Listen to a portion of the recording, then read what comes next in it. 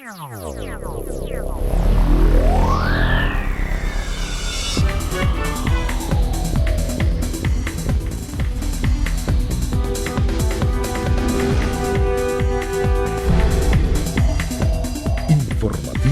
Mira TV está en ti. Amigas y amigos, sean todas y todos bienvenidos a la entrevista. Como siempre, un verdadero placer contar con su amable audiencia. Hoy tenemos un invitado muy especial y quisimos tenerlo aquí porque vimos que él comenzó un vigoroso y además valiente trabajo para convertirse eventualmente, si se dan las elecciones primarias dentro de la oposición, en el candidato que unifique a muchos de estos sectores para enfrentar al actual presidente, que suponemos que va a ser el candidato del gobierno en las eventuales presidenciales que estarían convocadas, o deberían por lo menos ser convocadas en el 2024. Tiene unas características muy especiales este candidato. Uno es gocho, y como los gochos históricamente les gusta el poder, bueno, vamos a ver si por ahí hay algo de eso. Es abogado, también cuenta pues con una especialización en Derecho Administrativo, fue gobernador en el Táchira y está hoy con nosotros para hablar de su propuesta. Se trata de César Pérez Viva, a quien damos la más cordial bienvenida a este espacio y además agradecer su valioso tiempo de dispensarnos esta visita en los estudios de Mira TV. Bienvenido, César, y gracias por estar acá. Gracias a usted, Daisy, por esta oportunidad, por esta invitación. Muy complacido de estar acá en Carrizal, en esta zona de los Altos Mirandinos, que para mí es muy agradable porque me evoca un poco la cordillera. Se parece un poco el clima, ¿no? Aunque yo siempre defiendo que este es el mejor clima del planeta, en los Altos Mirandinos. No tengo ninguna duda que lo es así, es igualito al del Táchira. Es como La Grita, es como Bailadores, esos pueblos andinos que son climas muy agradables. Igual es Carrizal, San Antonio de los Altos, Los Teques, todas estas comunidades de los Altos Mirandinos son realmente espectaculares. César, yo le decía que usted hizo un trabajo vigoroso y valiente porque es que hay muchísimos candidatos a ser o precandidatos, aunque todavía no están convocadas unas elecciones ni se ha definido realmente cómo va a seleccionar la oposición esa persona que iría digamos de manera unitaria a las presidenciales en el 2024. Sin embargo, usted lo ha dicho por la calle del medio, o sea, usted ya planteó que es el candidato. Usted planteó su nombre sin partido político, sin decir que soy el candidato de tal partido, y creo que todavía ningún partido le ha ofrecido su respaldo, que sepamos nosotros públicamente, sino su nombre. Usted puso su nombre, César Pérez Viva, soy y estoy dispuesto. ¿Por qué toma esa decisión? ¿Y cómo es que lo hace de esa manera? Bueno, en primer lugar porque siento que la tragedia humanitaria que vive Venezuela nos obliga a los ciudadanos a tomar decisiones, a tomar postura.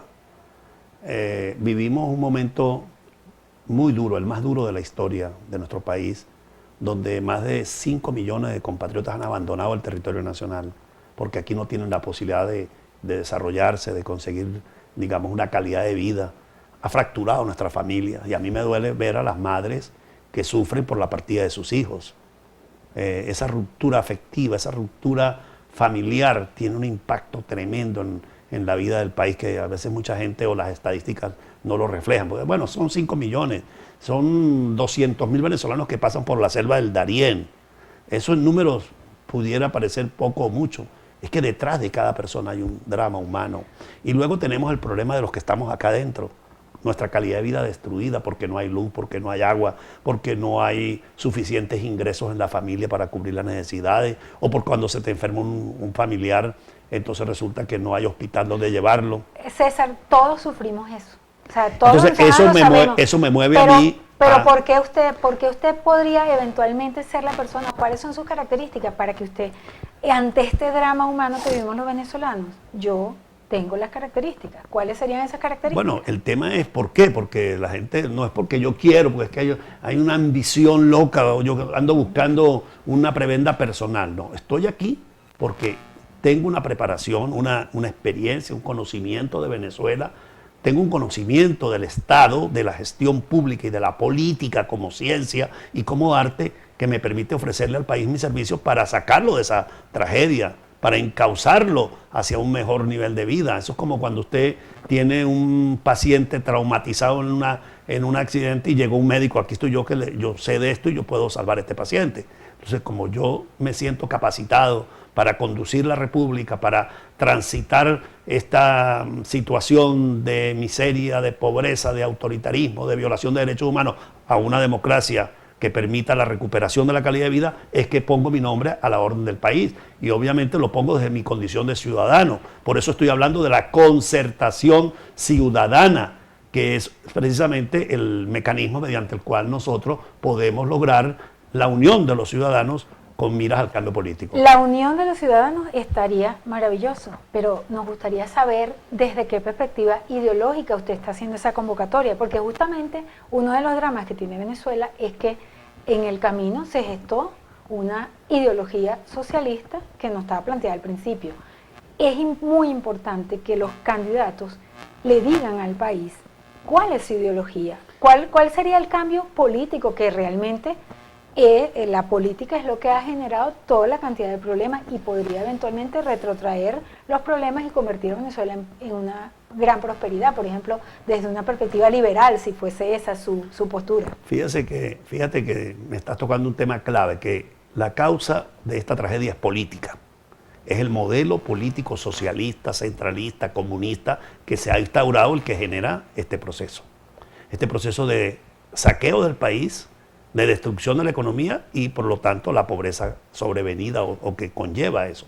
Yo soy un hombre conocido perfectamente en el país por los sectores políticos porque soy un hombre formado en la escuela del humanismo cristiano.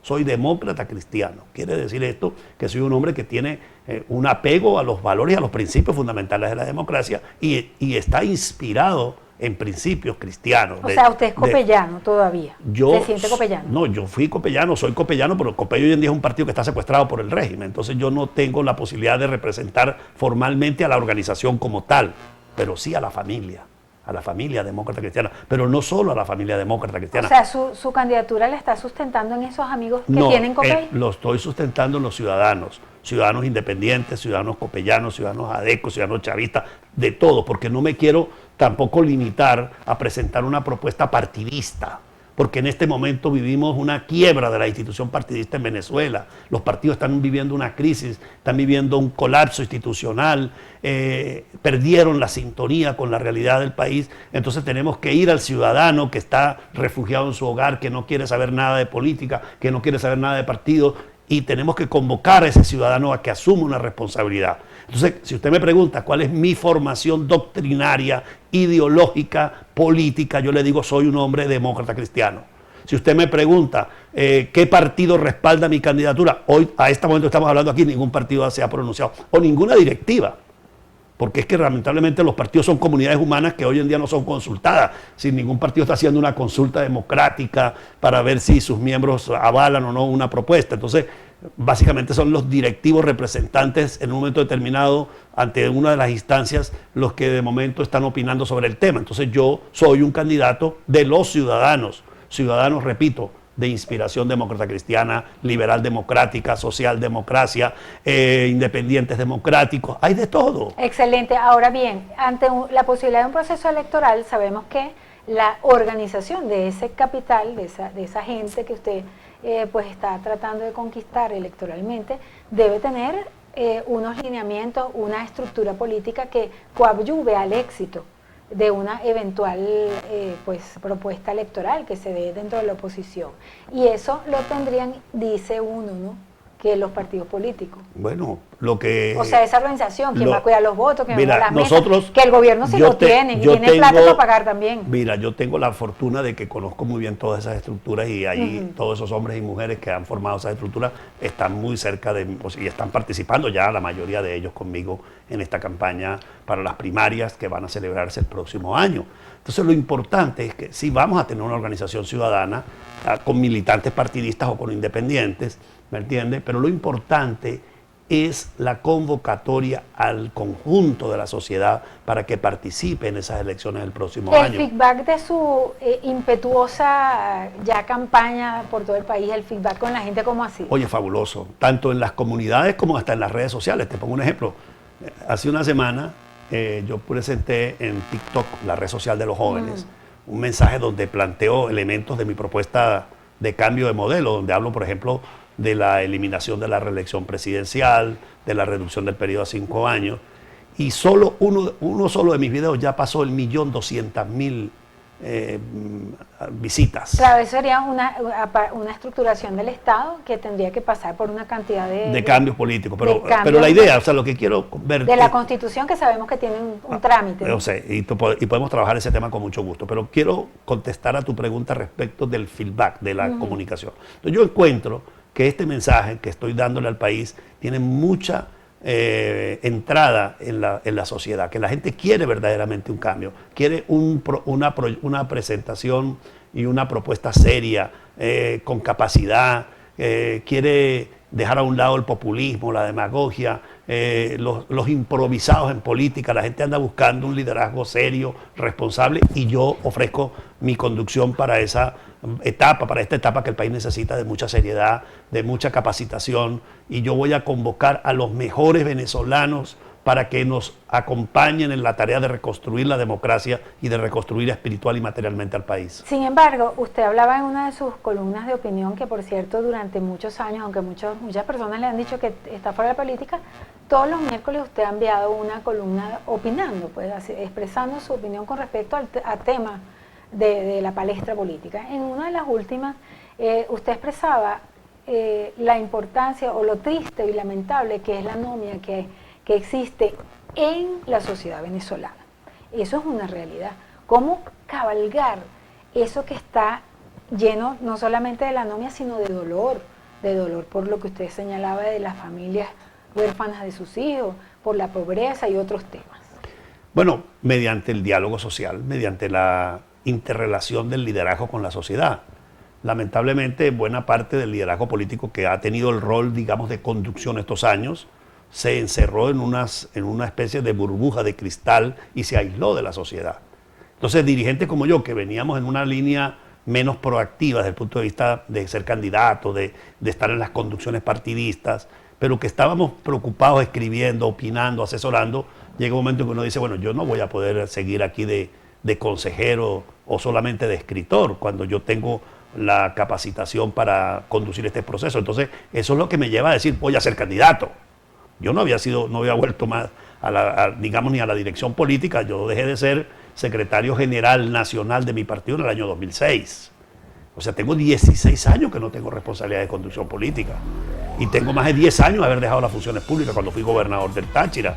Entonces, ahora, después de ver todo este proceso, de ver los errores que se han cometido en el manejo del asunto de la conducción política y en el manejo de los asuntos públicos, es que considero mi deber dar un paso al frente. Y por eso estoy aquí, ofreciéndole al pueblo de Venezuela mi modesta experiencia, mis modestos conocimientos para conducir un proceso político que permita derrotar a Nicolás Maduro, unir a la nación y recuperar la democracia y el bienestar del pueblo venezolano. Con modestia y conocimientos se puede derrotar a Nicolás Maduro. ¿Qué más hace falta? Hace falta coraje, hace falta decisión. La respuesta y la profundización de esta pregunta en la próxima parte de este espacio.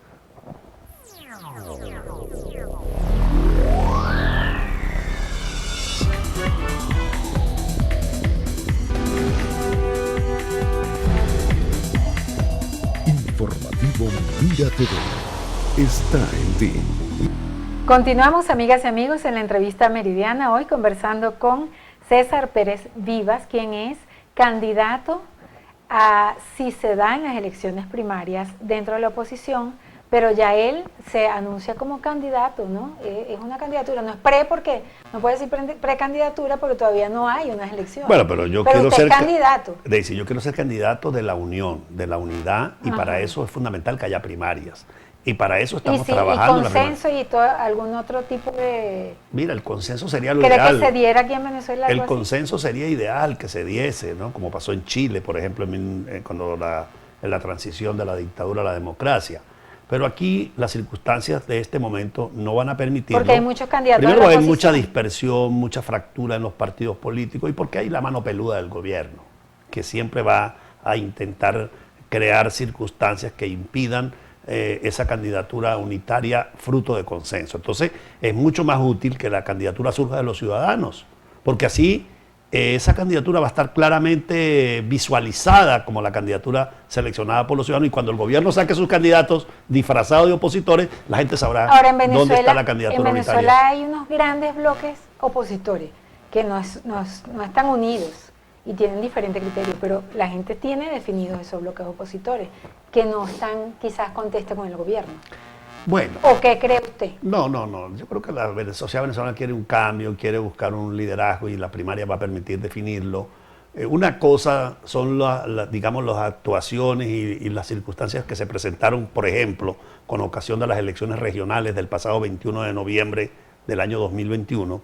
Y otra cosa es la circunstancia actual, donde la disputa va a ser precisamente por quién encabeza la alternativa democrática frente al régimen de Maduro. ¿Qué cree usted, que sea el Y CNE entonces, quien lleva esas elecciones? yo creo que las debe conducir la sociedad civil venezolana. Pero la sociedad civil venezolana no tiene herramientas para hacer unas Sí, elecciones. sí puede conducirla. Fíjate, vamos a precisar los conceptos.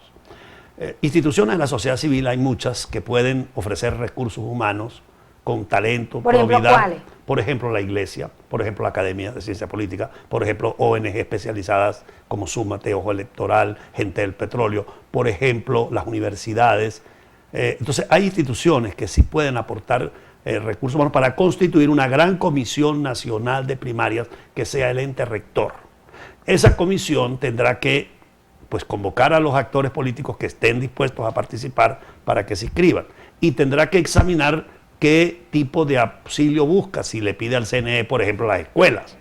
Y yo soy partidario, por ejemplo, que se le solicite al Consejo Nacional Electoral cooperación en materia de instalaciones educativas, porque si el PSV usa las escuelas cuando tienen ellos un proceso, ¿por qué nosotros, ciudadanos venezolanos, no podemos hacerlo? Las escuelas no son propiedad ni del gobierno ni del Partido Socialista Único de Venezuela. Entonces, hay otros mecanismos y hay otras herramientas que se pueden utilizar a la hora de una consulta democrática.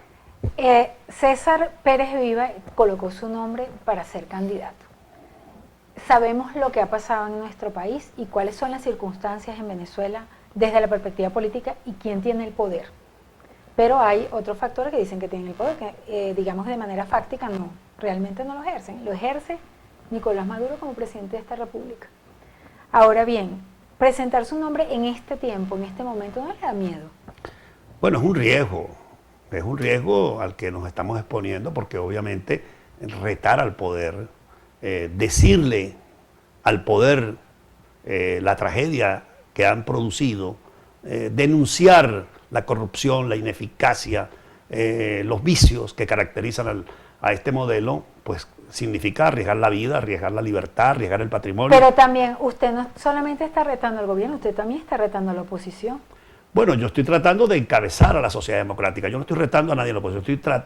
Yo busco ser el líder de la unión de los venezolanos, ¿verdad? Y obviamente tengo mi propia identidad y mi propio perfil como dirigente democrático, como ciudadano venezolano. Yo no estoy aquí para pelearme con ningún sector democrático que busque el cambio. Yo estoy aquí para liderarlo. Y ando buscando la confianza, porque una de las lecciones que aprendí de muy joven es que el liderazgo significa confianza. Yo ando buscando la confianza de los ciudadanos, de los grupos políticos, de las iglesias, de los sindicatos, de las universidades, de los gremios, de todos los venezolanos que quieren mejorar la actual situación, que quieren una democracia plena para nuestro país, que quieren bienestar, desarrollo, justicia para nuestros ciudadanos. ¿Lo han llamado a usted los dirigentes, los líderes de los partidos políticos en Venezuela? Después que usted lanzó su... Sí, ha hablado con algunos. He conversado con varios, casi con todos los dirigentes democráticos ¿Y del país. ¿Y el feedback con ellos, que son los dueños de los partidos? Bueno, no, es que ellos pueden ser dueños de los partidos, pero no son dueños de la voluntad de los ciudadanos. Y a mí me importa más la voluntad ciudadana que el dueño de una tarjeta. ¿Me entiendes? ¿Usted cree que se da un fenómeno como se dio en su momento el chiripero? Todo puede pasar. Lo importante es que asumamos... Con algún candidato, pues, que podría ser usted. No, bueno, yo quiero ser candidato de la Unión Venezolana, de los ciudadanos que quieren un cambio para bien del país, y los estoy convocando a una concertación ciudadana. No estoy planteando crear un nuevo partido, porque ya en Venezuela hay más de 100 partidos. Yo creo que en Venezuela hace falta menos partidos. Creo que hay que hacer una reforma política para que la institución de los partidos políticos vuelva a enseriarse y dejar esta guachafita de directivas que nombra el gobierno o que se autonombran otros directivos de los partidos y no se garantiza los derechos de los integrantes de esas agrupaciones que son fundamentales en democracia. Entonces, ante esa situación que hoy vive Venezuela, que es un hecho público, notorio y comunicacional, vamos a crear un movimiento ciudadano donde todos ustedes puedan participar, donde cada familia aporte con su esfuerzo, con su trabajo, con su voto, elegir una propuesta y un candidato que represente a la alternativa frente a Maduro. Ahora también, como usted dice, bueno, el tema de los partidos, que menos partidos, dice usted, pero también es cierto que tenemos un Estado omnipresente y omnipotente, o sea, adueñado de todos los procesos, inclusive hasta de lo que uno come, porque la marca de los productos que consumimos los pasan por ahí. Nosotros estamos a favor de la libertad, y un Estado tan omnipresente, pues, cercena las libertades ciudadanas. ¿Cuál es la visión suya del Estado de llegar a ser presidente, de las posibilidades de desarrollo de este país y cómo lo ve? Pues yo como futuro presidente de Venezuela voy a liderar un proceso de cambio del modelo de Estado socialista, centralista, por un Estado verdaderamente democrático. Y lo primero que vamos a hacer es bajarle el copete al presidencialismo. La Constitución de 1999 consagró un modelo de Estado extremadamente presidencialista, donde el jefe del gobierno, que es el presidente de la República, tiene facultades para todo, para legislar, para controlar los ascensos de los mandos militares, contrariando inclusive una institución que consagró el libertador Simón Bolívar en 1819, como es el control del poder civil sobre el poder militar. Eso tiene que cambiar, y para eso voy a plantear o estoy proponiendo los siguientes cambios. Primero, eliminar la reelección del presidente de la República. Que quien sea elegido presidente de la República sea por un solo periodo constitucional. O sea, usted lo propondría, pues, como No, lo voy a impulsar, no es que lo voy a impulsar, voy a liderar, voy a hacer uso de las herramientas que da la Constitución al presidente de la República para impulsar cambios en el modelo constitucional venezolano. Y uno de los primeros cambios que voy a impulsar como próximo presidente de Venezuela es reducir el periodo a 5 años, eliminar la reelección indefinida del presidente de la República y establecer la doble vuelta presidencial. Voy a plantear fortalecer al Parlamento venezolano. Hoy en día hay un Parlamento raquítico, una caricatura de Parlamento llamada Asamblea Nacional. Claro, que se mantenga la separación de poderes, bueno, que es lo ideal en una democracia. No puede haber separación de poderes cuando existe una institución tan débil como el Parlamento. Esa Asamblea no sirve, hay que volver al Congreso de la República con 2 cámaras, bicameral, como es en todas las democracias civilizadas. Pero querría entonces usted proponer una constituyente, porque todos esos cambios pasan por una... O por una enmienda o una reforma constitucional. Vamos a ver en el momento en que llegue, que estemos allí en Miraflores, cuál es el camino más adecuado. Si el camino adecuado es una reforma constitucional, si el camino adecuado es una asamblea constituyente, eso lo dirá ese momento político. Ahora es muy temprano, ahora yo me refiero a los contenidos, no a la forma en que lo vamos a hacer. ¿Cuáles son los contenidos? Estos son los temas. Ir al Estado federal, consagrar la separación de poderes, reducir el presidencialismo eliminando la reelección presidencial, establecer el Congreso bicameral para que Venezuela tenga un vigoroso parlamento que controle al gobierno, porque hoy en día este gobierno no lo controla nadie. Esos diputados de esa Asamblea Nacional son funcionarios de tercera categoría que reciben instrucciones de Miraflores. Ahí no hay nadie que se atreva a retar ni a investigar al gobierno de Maduro, que hace lo que le da la gana con Venezuela. La corrupción, es que son temas muy densos en realidad. Fíjate que la corrupción, ¿por qué hay corrupción? Porque no hay separación de poderes. Cuando yo era diputado en 1998, 97, se interpelaba a los ministros, se citaban al Congreso a que dieran cuenta. Y era una tradición democrática que los ministros tenían que ir a las interpelaciones. Sin embargo, todas esas instituciones dieron con el tiempo al traste cuando llega Chávez al poder, porque la gente también se sentía traicionada por esas instituciones en ese momento. Y fíjate que el remedio... Y empobrecida. Y el remedio resultó peor que la enfermedad. Entonces vamos a ver cuáles fueron esos errores que trajeron a Chávez y cuál ha sido la tragedia que Chávez produjo con Maduro para tener un país diferente, nuevo, con el cual vamos a transitar los próximos 50 años. Hay temas que pasan obviamente por la corrupción, pero que tienen una raíz más profunda, que es la falta de ética y de moral y de valores en el gobierno. En la sociedad. En la estructura política que va desde los liderazgos.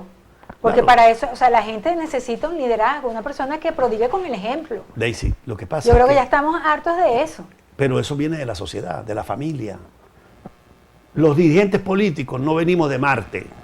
Somos seres humanos que nacimos en este país, que venimos de una comunidad, de una familia, y si en nuestra familia no hay valores, no hay ética, no hay principios que ordenen la vida del ser humano, pues cuando nos desarrollamos ya en la sociedad, bien sea en una empresa, bien sea en un partido, en una gestión pública o privada, vamos a cometer... No se le da fuerza a la educación. Vamos a cometer ese tipo. Y hay un papel que jugar en la familia, las iglesias, los medios de comunicación y obviamente la educación formal. En todas estas instituciones se necesita un restablecimiento y una reanimación moral y ética para que los venezolanos entiendan que tienen que asumir su conducta en unas reglas, que no pueden pensar que llegar a cualquier actividad humana es para ir a cometer crímenes o delitos como los que se cometen hoy en día en Venezuela. César Pérez Vivas está aquí con nosotros, el tiempo ha sido corto, pero sabe que esta es su casa cuando quiera venir. Me gustaría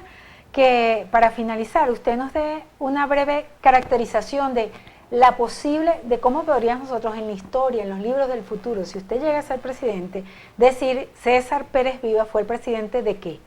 3 palabras. No, el gocho número 8, que rescata a Venezuela, que logra instaurar la democracia, crea las bases para un gran desarrollo en 50 años de vida de una Venezuela que va a ser moderna, democrática, desarrollada, justa, equitativa, y con un gran bienestar para todos. ¿Qué pueden hacer los venezolanos en este momento? Porque 50 años no da como susto, ¿no?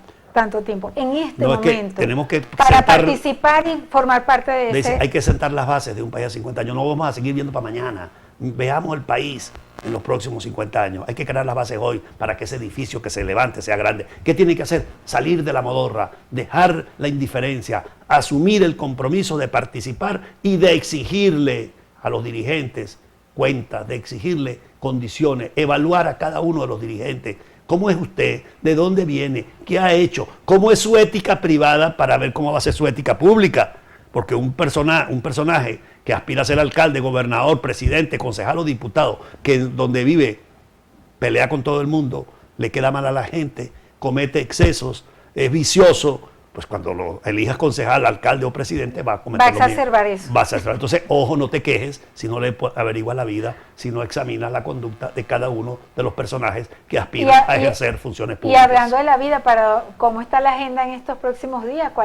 Si tiene alguna actividad en los Altos Mirandinos, vamos a aprovechar a informarla para finalizar. El 10 de septiembre vamos a tener un acto en Los Teques, de modo que los invito a todos a Los Teques el día 10 de septiembre. ¿En qué parte? Ya le informaremos por las redes sociales el lugar. Este fin de semana, la próxima semana voy a estar en Zulia, el siguiente fin de semana voy a estar en Trujillo y en la zona sur del lago de Maracaibo. De modo que sigo recorriendo a Venezuela en esta invitación a la responsabilidad ciudadana, a la concertación ciudadana. Bueno, suerte. Gracias por invitarme a este estudio y un saludo a todos los habitantes de los Altos Mirandinos. Aquí estamos a la orden. Nosotros con el mayor de los gustos y además con la gratitud por su amable audiencia, nos despedimos a nombre de nuestro director Antonio Abrantes y quien tuvo el inmenso placer de conversar con ustedes, Daisy Oropesa. Hasta la próxima.